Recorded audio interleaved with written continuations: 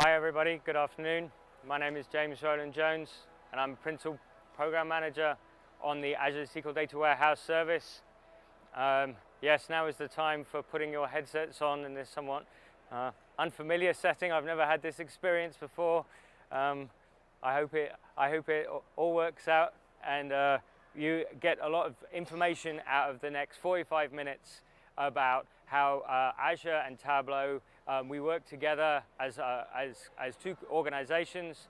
We're going to cover quite a few things in the next 45 minutes. Really starting from the ground up, we've had a lot of really great questions over at the booth about how Microsoft and Tableau work together. It was very exciting to see Francois talking in the keynote about the new connectors that are coming, and we'll talk about those in a bit. But generally, I want to just start our session today by really focusing on the kind of foundational principles, and starting by the fact of what Microsoft Azure really is and what it means for customers. Some people, we had a number of questions at the booth about what does Azure really mean, what does it mean in the world of data. And so I wanted to kind of just really kind of ground everybody on that first before we move into some of the other scenarios.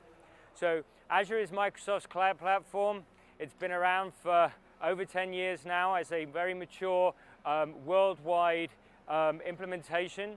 We have over 50 regions of Azure deployed throughout the globe, and we use these regions to really meet the customer on their terms in the environment that they require, using the industry certification and compliance for each individual region to make sure that customers have a trusted, secure and protected environment for them, with great flexibility with our partners as well, all available in a single overarching platform. So Azure is used by over 90% of all the Fortune 500 customers, and we are very privileged to have such great companies partnering with us in Azure in a very customer-centric, customer-driven way to make sure that we can deliver great customer experiences. Now, in Azure, we think in the data team, and I'm part of the Azure Data Services team, about the modern data estate and what that means for customers, especially for customers like many Tableau customers who are on-premise and want to then look to the cloud for modernization purposes. They want to use things like SQL and how they take their SQL servers up into the cloud, and what does that mean for them. The great thing about Microsoft technology is that we work both on-premise and in the cloud, and that you can migrate your solutions into Azure very easily and picking the right tool and choice. And we make a lot of, go to a lot of effort to make sure that you have lots of flexibility and choice as to what you need to be able to do as you look to grow and evolve your technology solution stack. So we think of it as a modern data warehouse, a modern data estate, where you bring your data into Azure or onto the Microsoft platforms.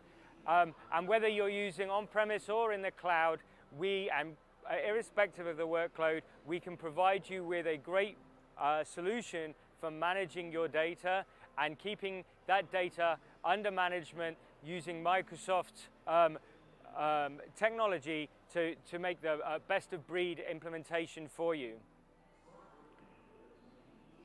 So, as I alluded to, in Azure, on-premise we have SQL Server, and that's obviously a very big product for many of you here at Tableau Conference, and we're delighted that you all use that, and you will see that SQL Server 2019 is just around the corner and has some very, very interesting new enhancements and innovations in that technology. And you get lots of flexibility, like SQL Server now runs on Linux and things like that, and even into Kubernetes clusters, so that you can actually deploy that SQL Server environment however you want, wherever you want, in an on-premise form factor. But when you come and take that to the cloud, you can be much more targeted, and we can as Microsoft, in terms of the technology choices that you use and what you want to actually use as a database engine to store your data. So if you're thinking about just moving a database, then Azure SQL Database is a great option, because you're going from having to manage a server into just a single database that provides things like intelligent advice that actually accelerates all of the tuning and questions like that. Actually, it's proactively monitoring that environment and providing you with guidance on how to best use it. But SQL Managed Instance is the one that's probably most familiar to people who have got a SQL Server and they want to move the entire server into Azure. They're going to want to use something called SQL Managed Instance, which is basically a server-based form factor where you can host the databases however you want and do things like cross-database joins and things like that.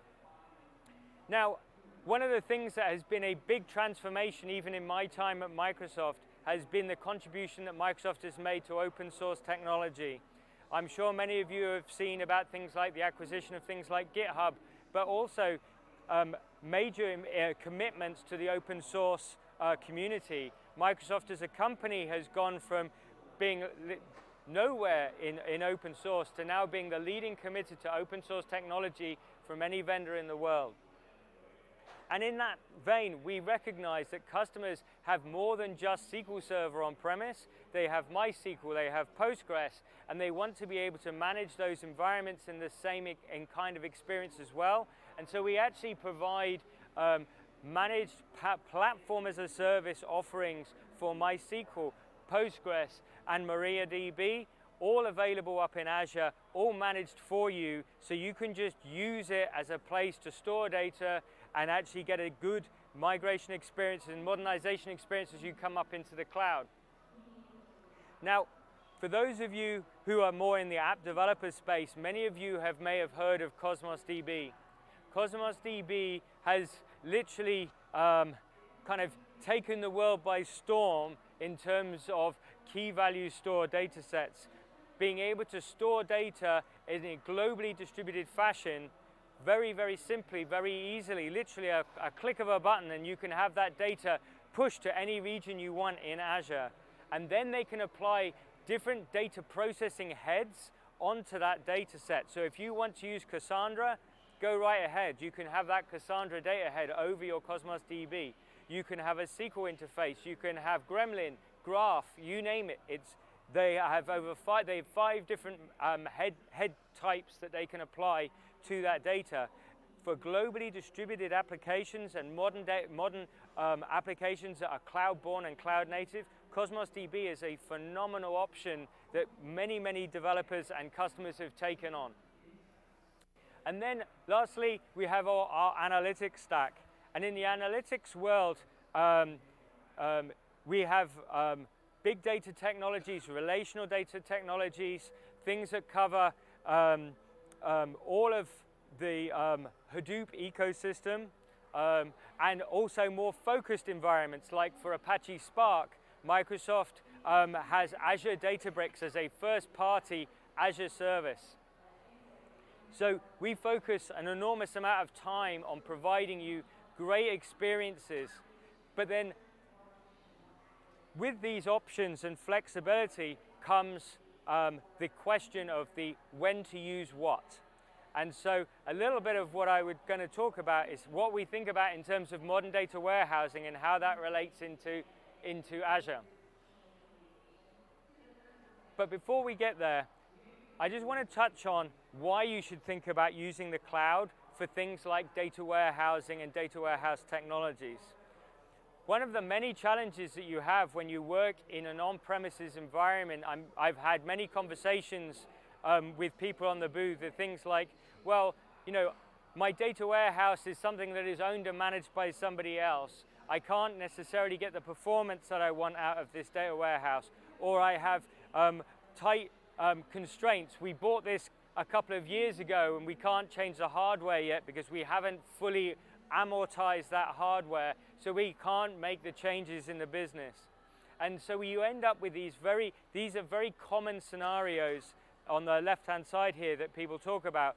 But the real one that people find really troubling is the fact that they buy for capacity in what is called like a capital expenditure based way. And if you think about that for a minute, when you start an analytics project, you don't necessarily know where you're going to be in 3 years' time.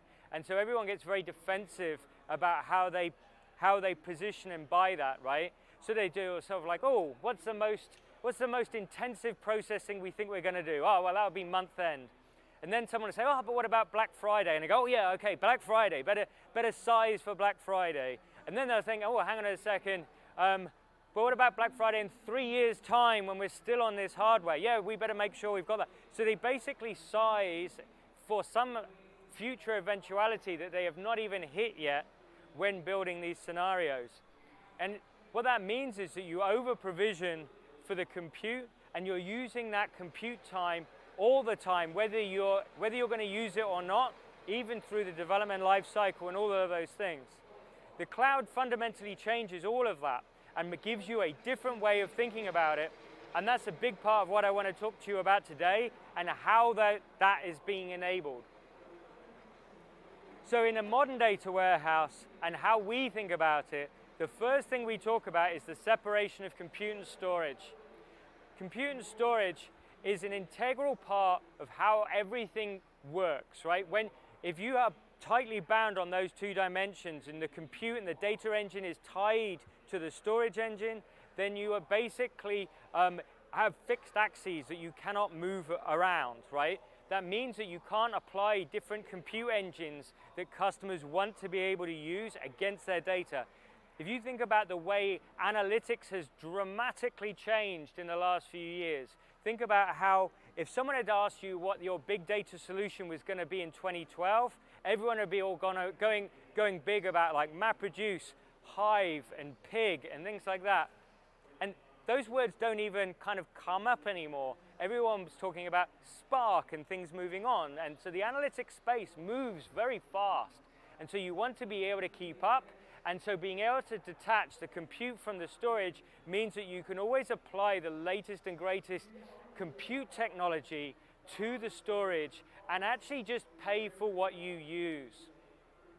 So here we have a kind of a core thing. We think about how you're going to orchestrate and monitor the data. That's kind of the boring bit. Then you need to be able to explore that data, be able to curate that data, discover that data, being able to reason over that data. What technology do you want to use for that? What analytical engines do you want to use for both querying it and transformation? Compute engines that are specific for those technologies, best of breed technologies. And then how do you want to share those insights? How do you want to push those out into the world? And who do you want to consume it? Whether that's Tableau as a consumption engine and for providing great compelling visualizations over that data. So we separate the compute and the storage to enable you to use these engines interchangeably on a secure, modern platform with security and compliance built in and no additional charge for having those capabilities. So like Azure SQL Data Warehouse, for example, is SOC 1, SOC 2, SOC 3 compliant. It is PCI DSS compliant, it's HIPAA compliant. All of these things is there, baked in the platform, ready for you to use. Integration with Azure Active Directory to make sure that you can have a single sign-on experience integrated directly into the platform. It's all there for you. So, what are the three central tenants that Microsoft provides and three services that you want to think about in the first instance when you start this journey into the cloud? Well, the first one is Azure Data Factory. Azure Data Factory is a hybrid data platform and modernization technology that we provide that gives you access to over 75 different sources across the in an on-premise and in the cloud to be able to bring your data in and land that into Azure Data Lake Store Gen 2. Okay, this is the latest generation of storage that we technology use, right? And that also enables you to run your SQL Server integration services packages directly in the engine. Secondly, we use Azure Databricks. Azure Databricks has taken the world again and transformed how people are thinking about both doing ETL and doing things like data science. So you can use Azure Databricks, for example, for transforming file-based data. If you can imagine a whole bunch of JSON or XML, no one wants to put BI over that, right? So they're going to basically square that data off, make it very easy for your users to be able to consume it. Azure Databricks is a phenomenal engine for doing that sort of thing. And you can use Python, R, Scala, all of that technology directly in there. For the data engineers and data preparation type technologies, this is a great compute platform for you to be able to use. Very easy with a notebook interface to be able to just run those jobs. Okay? All again with enterprise grade security built in. And then lastly, we have Azure SQL Data Warehouse. This is the product that I built.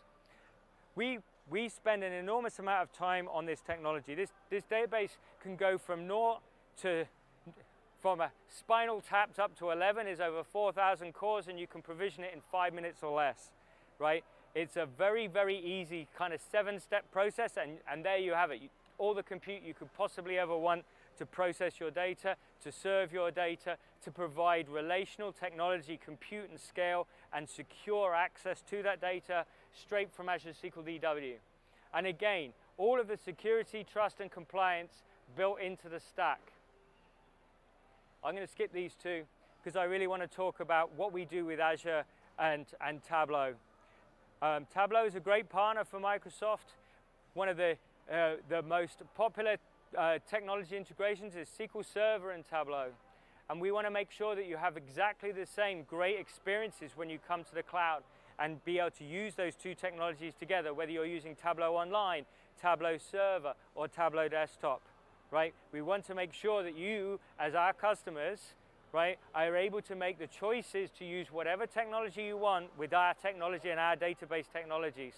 And so we work very closely with Tableau to make sure that we can provide those name connectors to give you optimized experiences for our platform. Okay? And it isn't just about the SQL DW environment. Actually, there's a whole slew of technology choices that we integrate with Tableau over, and we partner very closely with them, and I'm very grateful to them for giving us those resources to be able to focus the engineering effort into this space to give you, our customers, our mutual customers, a great experience. And there are some key things. We have a number of customers here in the education sector and government sector. And so there's a government cloud as well as a public cloud that's available, and we partner with Tableau in both of those places. So we partner and we go to you on your terms, not on our terms. Now, to kind of put this into a kind of a simplified architecture, I've kind of put this slide in just so we can kind of see what the process flow is all about. And this is this example of like taking your data and creating a data acquisition strategy that's going to land that data into Azure Data Blob Storage or Azure Data Lake Store Gen 2. And you can use those technologies to basically acquire your data and put it into what we would consider to be a data lake, right? Now, from that point, you can then move forward. You can then decide to curate that data, modernize that data, shape that data, whatever you want. And as you go through that process, you can use alternative compute engines for providing additional insights, enrichment, and then into Azure SQL Data Warehouse. Azure SQL Data Warehouse would then give you your key connectivity into Tableau and provide you with a very, very scalable system with single sign-on authentication straight into your Tableau environment. All right? Now, there's an awful lot that goes into Azure SQL DW, and I want to talk a little bit about why you might want to think about it as a database choice for when you're thinking about how you're going to work with it. The first thing is some key things that we did when we launched our latest generation of that technology. The first thing is that we actually innovate in the cloud, because obviously we're in control of the deployments and everything like that.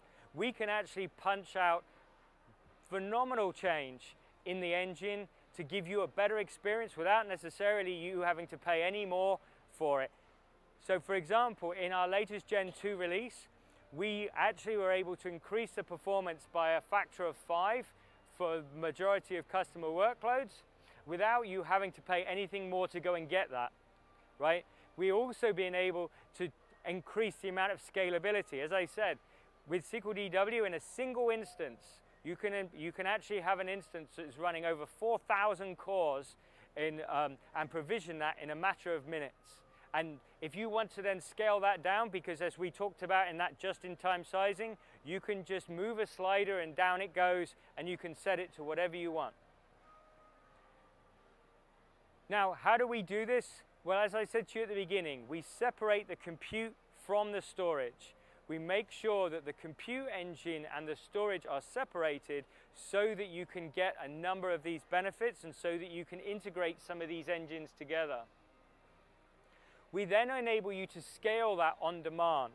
So what I consider as a just-in-time sizing means that you can actually increase and decrease the amount of compute that you have on demand so that you can actually pay for what you need, and you pay for performance, not pay because you basically need to protect yourself down the line. And all the data being in remote storage means that you can actually even just completely turn off all of the compute and pay nothing for your compute engine without doing anything at all. And then when you need it, you can bring that compute back, and we call that a resume operation. So you can see that you get great flexibility with Azure SQL Data Warehouse. Now, in our Gen 2, we were able to get a lot of that performance improvements by basically integrating something called an adaptive cache. We use the very latest in Azure hardware, and under the hood, those half-fill things, that's a caching tier that we have implemented inside the database to give you great performance, because customers, believe me, the first thing that we find a customer will complain about is performance. Performance is critical in the enterprise, and so you need to be able to have a system that is both scalable and able to deliver that performance. And that's whether you're trying to load data, we're able to fully parallelize all our loading capabilities to give you great scalable performance, but also actually in query performance. So we partner with GigaOM. GigaOM is an industry-leading set of analysts, and they did an evaluation of SQL DW against Redshift using a 30 terabyte data set from TPCH, and they performed a data set, and the GigaOM research link is down here on the bottom. And they observed that with the generation 2 of SQL DW against Amazon Redshift, we were actually both price performance and absolute performance faster than Amazon Redshift on both 10, 30, and 60 nodes. And so you're able to get great performance at phenomenal price. And then we saw that actually there's a company that are actually here presenting. They actually do a cloud benchmark where they just look at at a terabyte data set, and they use TPCDS, another industry benchmark test, and they actually tested SQL DW against a bunch of vendors, and they look at SQL DW from the point of view from out-of-the-box performance without you having to do any tuning. And SQL DW has a great propensity for you to being able to tune it and optimize it and do all that sort of stuff. But without having to do any of those things, SQL DW was deemed the fastest at a terabyte in terms of how query performance. So you can get phenomenal performance out of SQL DW straight out of the box. But when we think about it, we also think about what we consider to be enterprise-grade capabilities. We think about what the on-demand scenario needs to be, what the security scenario needs to be. Many of you work in strongly regulated environments. What's the security story? How do we make sure that we ensure that the data is always secure at all times, encrypted, all of those sort of things, and we do not charge you additional fees in order to be able to do that. Scalability. We need to be so far ahead of you to make sure that when your next data challenge comes, we can meet or exceed your performance requirements. And so we spend a lot of time working on our engines to make sure we can give you great performance. And these are all the things that we consider to be part of the enterprise-grade environments. Administration and tuning. What is different about the cloud is that because we have access to kind of underlying resource telemetry, we can actually automatically tune and automatically advise and provide guidance to streamline all the experiences that you have in the cloud. When you're working in an on-premise environment, obviously you're disconnected from Microsoft. In many cases, going back in the day, Microsoft might not even known you had deployed your database. Obviously, up in the cloud, I know every single database that's deployed. And so we can build on the telemetry to make sure that what we're providing you with is a great experience, and we can actually proactively assist you in that world. So, in terms of what you can do to get started, I've got some great advice for you. Now, many of you will find that you have a Microsoft account representatives that work with you. Please reach out to them. Please reach out to your Tableau counterparts. These two groups work together to help make sure that you get a great experience, especially when you want to migrate to the cloud. People have uncertainty and doubt, and they want to make sure that you're going to have a great experience going to the cloud. We want your first experience to be an amazing experience. And so please reach out to those customers. We have our booth over at the far end of the hall for however long before they kick us out. If you haven't been and come down and said hello, please do so. We'd love to see you. There are industry-specific solutions that are available up on ACOM. And lastly, but not least, there are our partner ecosystem. One of the things that Microsoft is blessed with is an incredibly rich partner ecosystem of industry expertise in terms of deploying analytical solutions. And we would encourage you to leverage that as well to make sure that your first experience is a great experience. Now, before we call time on our little session today, I thought I'd just quickly show you how easy it is to actually deploy something like an Azure SQL Data Warehouse. So here you can see this is the Azure portal, and these are environments I created earlier. But if I wanted an Azure SQL DW, all I would need to do is click on this Create a Resource button, go down to Databases, and you can see all the databases are listed, and I just click SQL DW. TC18. I pick the subscription I want to drop that into. I've got a whole bunch here. I'll pick one, and then I create what's called a resource group. A resource group is just a container so I can keep related services together. So say I was building a modern data warehouse and I wanted all of those services to be contained in one thing, I can put them into a resource group, which also makes cleanup nice and easy. So I can create here, like I can just create a new one here, TC18RG. Now I can create the database empty, or I can create the database with some sample data in it. I'm going to leave that blank. And then we'll create what's called a logical server. And a logical server is like a SQL server. It contains what they call the master database, but that's all that's in it, really. You don't pay for it. It's just a way of us zoning you in Azure and how you connect. So I'm just going to pick one that already exists. Here I'm going to pick my demo server. And then when we come in and talk about the sizing, you can see here on the Gen 2, all I need to do is decide how much of this I want, and then click Create, and that's it. I will have a SQL Data Warehouse, and that's all there is to it. Now, one thing that we do have sometimes is the need to kind of tune things, and given we have a couple of extra minutes, I thought I'd just show you a little extra bonus that I prepared earlier, which is basically how you might see 3 different Tableau queries and 3 different performance experiences that you can get. And I thought I would use the fact that I'm more of a database guy and you really don't ever want to see any visualization I've ever created.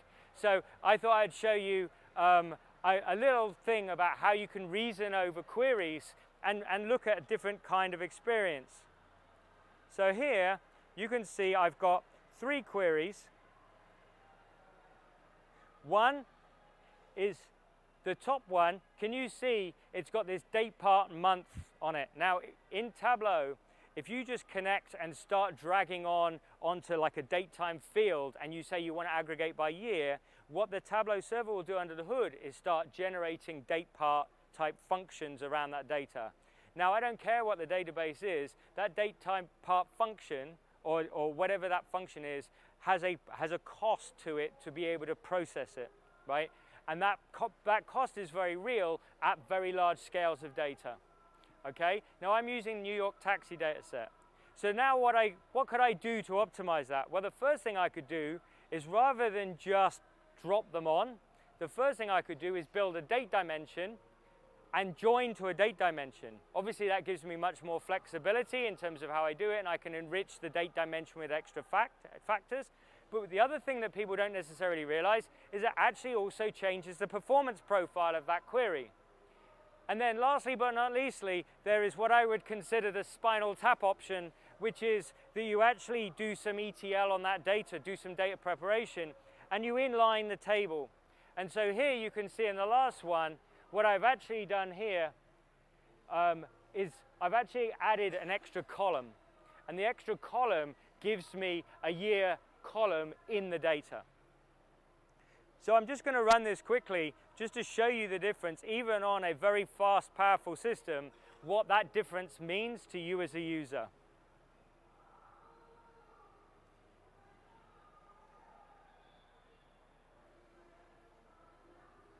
So you can see all the result sets are exactly the same. Now, I'll tell you what I'll do, 1 second.